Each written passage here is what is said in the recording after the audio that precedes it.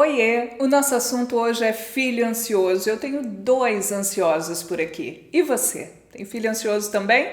A boa notícia é que a gente tem como ajudar os nossos filhos. E se você quer saber como, foi por isso que chegou esse vídeo, fique aqui até o final que eu vou te contar. Eu sou a Aline Andrade, psicanalista, mentora, mãe, mestre em comunicação e psicologia do comportamento e quero, antes de te entregar esse conteúdo, contar com você se inscrevendo aqui no canal, deixando o seu like nesse vídeo, seu comentário e depois compartilhe também, porque isso é bem importante para a nossa comunidade aqui ir ganhando mais alcance, mais força para a gente ir crescendo junto. Combinado? Bem, eu vou começar contando um exemplo de um caso clínico que você pode se identificar. Há um tempo atrás, uma paciente minha, que eu vou chamar aqui de Júlia, mas obviamente o nome dela não é Júlia, né? Preciso preservar a identidade dessa paciente. Ela chegou com um caso de insônia grave. Mas considere a informação de que a Júlia tem apenas 11 anos e é a irmã mais velha de 3 irmãos. Os pais da Júlia, como muitos de nós, eles têm uma vida super agitada, trabalham muito, se ocupam de dar o melhor para esses filhos, só que na conta desse melhor, considere casa, comida, assistência médica, escola, dispositivos móveis, telefone, tablet, roupa, papapá, papapá, tudo aquilo que a gente vê por um lado de, entre aspas, melhor material. Depois a gente vai entender que também cabe mais um monte de outras coisas nesse melhor, mas lá na frente. No dia a dia, a Júlia é a que recebe dos pais uma pressão para dar exemplo aos irmãos. Então ela tem que tirar sempre notas boas, ela tem que deixar o quarto sempre organizado, ela tem que fazer 2 esportes de competição e não basta um. E o pai queria ser atleta, não conseguiu. E aí vê essa expectativa na Júlia. Não é que ela tenha que estar em qualquer lugar nesse quadro de classificação. Não, ela tem que brigar por medalhas de ouro. Nem o segundo, nem o terceiro lugar são bons resultados. Sente a pressão?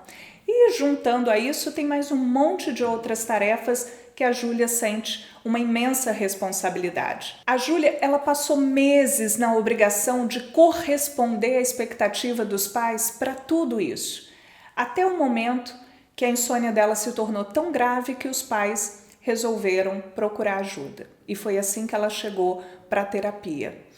Tem um agravante. Como os outros 2 irmãos da Júlia são super bagunceiros, têm comportamentos, na opinião da Júlia, mais desafiadores para os pais, esses pais acabam usando isso para reforçar um padrão de você é o exemplo da casa na cabecinha da Júlia.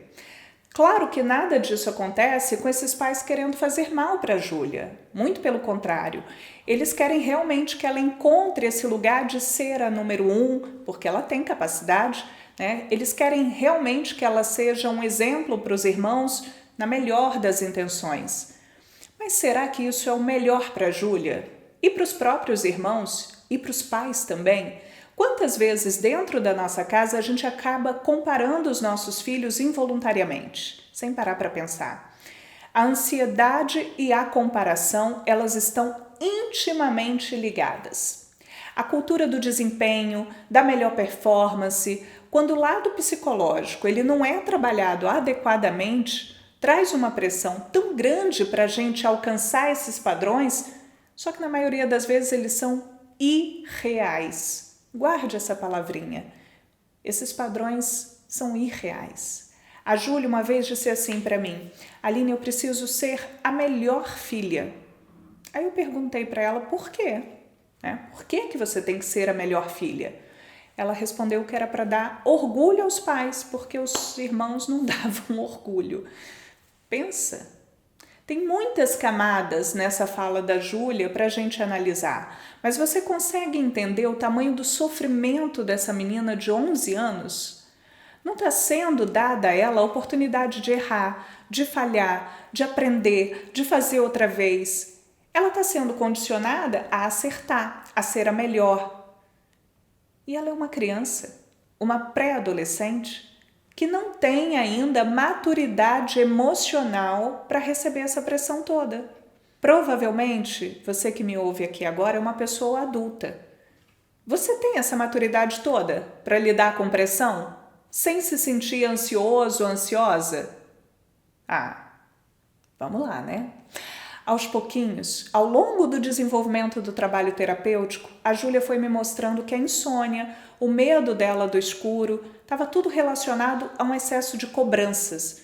Imagina você, se você tem um problema no trabalho, pode ser que à noite, ao colocar a cabeça no travesseiro, você fique lembrando daquele problema e demore um pouco mais a pegar no sono.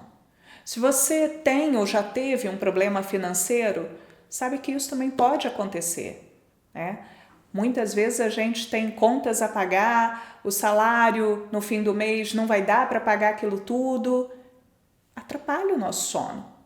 Uma mente preocupada, uma mente ansiosa, ela tem dificuldade para desligar, para relaxar, para entrar numa noite de sono tranquila e revigorante como a gente precisa. Porque a ansiedade, gente, ela ativa o nosso sistema de alerta. O que eu quero dizer com isso? Ela ativa no nosso cérebro o sistema nervoso simpático, que é aquele responsável por aumentar a nossa pressão arterial, o ritmo cardíaco, o ritmo da nossa respiração. Sabe quando a gente fica mais ofegante? A gente se sente ansioso, nervoso e começa tudo a acelerar?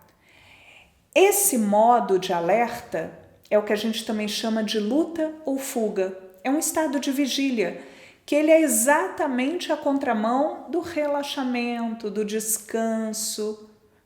Então essa mente ansiosa, ela está acelerada, prevendo cenários catastróficos no futuro. Vou te dar um outro exemplo da Júlia. Teve um dia que ela chegou numa sessão falando que não ia conseguir tirar 8 ou 9 na prova de matemática. Ela estava arrasada. Pensem, uma menina de 11 anos arrasada porque não ia conseguir tirar 8 ou 9. Sendo que a média na escola dela é 6. E aí eu perguntei para ela se diante do que ela fez na prova, ela achava que iria conseguir ficar na média, tirar 6. Aí ela disse assim, não, acho que eu vou tirar uns 8,5. Arrasada. Aí eu fiz um silêncio proposital para que ela conseguisse se ouvir. 8,5 é uma boa nota. É uma excelente nota. Mas por que a Júlia não considerava isso? Porque ela tem o chipzinho da necessidade de ser a melhor, de ser a nota 10, de estar sempre em primeiro. Como que a gente relaxa a nossa mente com esse estado de tensão tão alto? Com essa pressão tão grande em cima da nossa cabeça, com esse medo de falhar, com medo de não ter validação. Nesse dia eu expliquei para a Júlia que a ansiedade ela estimula a produção de um hormônio no nosso corpo chamado cortisol, também conhecido como hormônio do estresse. Você já ouviu falar? Uma das funções do cortisol é manter o nosso corpo nesse estado de alerta. Quando o nosso corpo está em alerta, com os níveis de cortisol mais altos, a gente não vai ter a menor condição de produzir um outro hormônio que é super importante para o nosso sono. Então, a melatonina, que é esse hormônio responsável pelo sono, ela tem uma baixa produção se eu tenho o cortisol mais alto. Olha como é simples a conta. Se eu preciso estar em alerta, eu tenho que ficar acordado. Logo, eu não preciso dormir. Gente, nosso corpo ele não é besta, né? Mas é aí que a gente precisa aprender que nem tudo que o nosso corpo faz é o que ele deveria fazer. Então, se na hora de dormir eu não estou conseguindo dormir por causa da minha ansiedade, como que eu vou tratar a ansiedade? Só para encerrar o caso da Júlia, nós tivemos várias sessões de terapia familiar para conseguir estabelecer uma rotina de bons hábitos sem excesso de cobranças. E observe que eu não estou falando aqui de falta de cobranças, mas não é preciso haver um excesso de cobranças. O excesso é o que deixa essa pressão na nossa cabeça, nas nossas costas, que vira um peso na vida da gente. Eu estimulei também a Júlia a praticar um exercício chamado autoescrita. que é escrever tudo o que ela sente. Lembra que antigamente a gente tinha os nossos diários, né? E é um diário mesmo, só que não contando somente os acontecimentos do dia, mas também os sentimentos daquele dia. Então a Júlia começou a se expressar por meio da escrita, trazendo todo esse sentimento para fora, tudo que ela sentia naquele dia estava sendo colocado ali em forma de palavras. E esses elementos da autoescrita são muito preciosos no nosso caminho terapêutico. Ela já aceita tirar nota 8, 8,5, apesar de ser raro, mas ela já tirou e já ficou bem com esse resultado. Então, tivemos aí um avanço. Mas nós estamos nesse momento numa etapa de fazer a Júlia entender e construir o que é melhor para ela. Entender que há muitas formas da gente ver esse melhor. E que nem sempre o nosso melhor é aquilo que o outro está condicionando para a gente como melhor. Ela é nova, mas aos pouquinhos isso vai sendo interiorizado, entendido e sentido, aliviando a pressão e a ansiedade dela, o que é muito bom da gente sentir e ver essa evolução. Um outro exemplo muito recorrente falando de ansiedade são as crianças e adolescentes extremamente condicionados ao uso de telas e cada vez mais ansiosos. A gente tem acesso a uma grande base de estudos científicos que mostram como o uso excessivo de celular, computador, redes sociais tem impactado na autoimagem, na autoestima, no desenvolvimento cognitivo, no sono. Uma das publicações de pediatria mais respeitadas do mundo, o Journal of the American Medical Association, divulgou recentemente que após a pandemia Covid-19, houve um aumento de quase 60% do uso, ou seja, um aumento de 60% do tempo de tela por parte de crianças e adolescentes. E essa estatística ela nos ajuda a perceber por que os nossos filhos estão mais ansiosos, mais insatisfeitos, mais tristes e talvez até num estado depressivo. Se você quer realmente ajudar o seu filho, você precisa estabelecer momentos de diálogo com ele. Pare para ouvir o que ele tem a dizer, experimente fazer exercícios de relaxamento juntos, exercícios de respiração. Avalie como estão os hábitos alimentares aí na sua casa. Cuide dessa área também. Geralmente, os alimentos de baixo valor nutricional, eles prejudicam muito a nossa saúde e contribuem para essa tal da ansiedade. O que a gente pode fazer então?